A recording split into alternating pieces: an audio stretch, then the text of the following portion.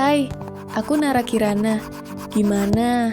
Apakah ada hal menarik yang kamu dapatkan dari 3 bab pertama buku Fokus dalam Diam dan Meraih Kemenangan ini? Pokoknya kita sama-sama belajar untuk kerja seperlunya dan hidup sepenuhnya. Mari, aku lanjutkan membaca buku ini. Yakinlah, dalam diam, kita bisa menemukan arah. Bab 4. Kebiasaan yang dijaga dalam senyap. Pernah lihat orang yang heboh banget ngumumin resolusi awal tahun? Tahun ini aku mau olahraga tiap pagi, atau aku mau baca 1 buku setiap minggu. Di minggu pertama, semangatnya meledak. Minggu kedua mulai goyah. Minggu ketiga, hilang tanpa kabar. Kenapa bisa begitu?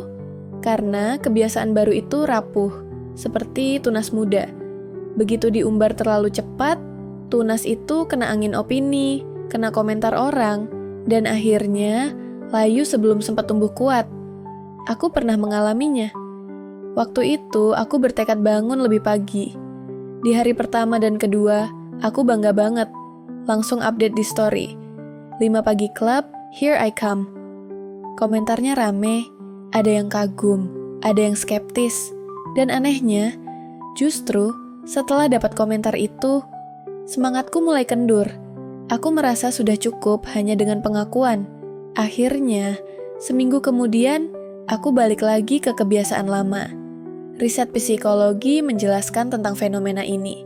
Ketika kita mengumumkan kebiasaan baru, otak sering salah paham. Validasi dari orang lain dianggap sebagai hadiah yang cukup. Padahal, kerja kerasnya baru mau mulai. Kita jadi puas duluan, lalu kehilangan dorongan untuk melanjutkan. Di sisi lain, ketika aku mencoba diam, hasilnya beda. Aku nggak cerita ke siapa-siapa, hanya set alarm tiap pagi. Di minggu pertama, berat banget. Tapi karena nggak ada yang tahu, aku juga nggak merasa malu kalau gagal. Aku bisa coba lagi besok tanpa beban. Minggu berganti bulan dan pelan-pelan. Bangun pagi jadi rutinitas. Nggak ada yang perlu dipamerkan, tapi aku merasakan dampaknya langsung dalam hidupku. Itulah kekuatan kebiasaan yang dijaga dalam senyap. Privasi jadi perisai.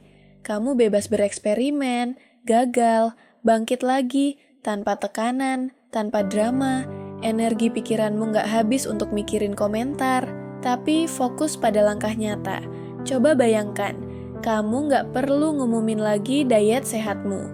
Kamu nggak perlu broadcast ke semua orang kalau lagi belajar skill baru. Cukup lakukan, ulangi, biarkan menjadi bagian dari dirimu. Dan suatu hari, orang lain akan terkejut melihat perubahanmu. Mereka bertanya, kok bisa berubah segitu jauhnya? Dan kamu bisa tersenyum, karena kamu tahu rahasianya sederhana. Kamu memilih diam. Kebiasaan itu seperti akar. Makin dalam dia tertanam dalam diam, makin kokoh dia menopangmu ketika badai datang. Jadi, mulai hari ini, coba simpan kebiasaan barumu untuk dirimu dulu. Biar waktu yang membuktikan. Karena pada akhirnya, yang paling kuat bukan kebiasaan yang diumumkan, tapi kebiasaan yang dijalani.